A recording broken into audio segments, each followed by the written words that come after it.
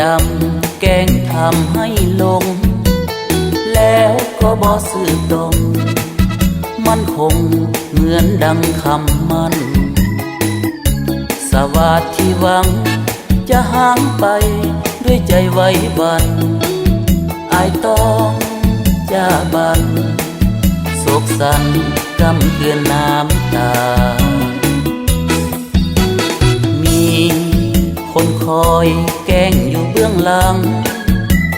หรือน้องจึงคิดสั่งอายดังเหมือนคนให้ค่าจะเหตุจังใดงอนงอไป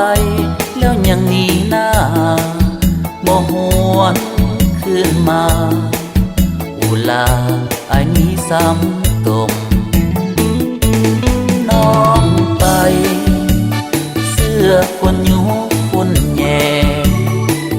สองเฮามีแต่อกต้องลาวละบงมีอยู่ใส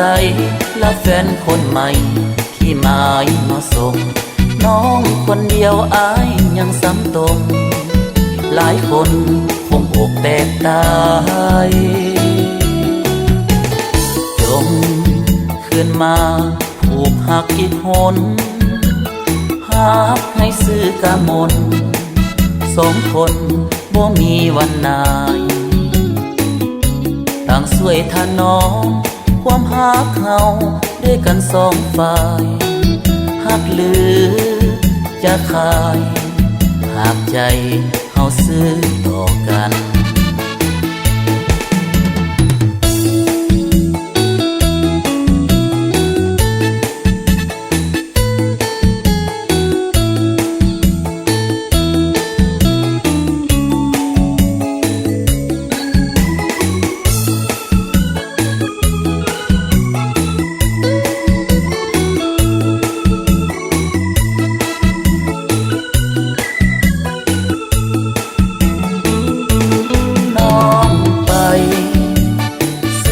คนยุคนแย่สองเฮามีแต่อกต้องลาวละบง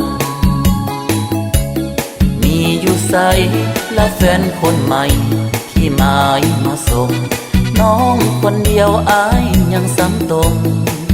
หลายคนคงอกแตกตาย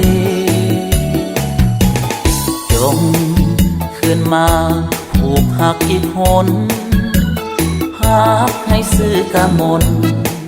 สองคนบ่มีวันนายต่างสวยทานน้องความหักเฮาด้วยกันสองฝ่ายหักหรือจะขายหักใจเฮาซื้อต่อกัน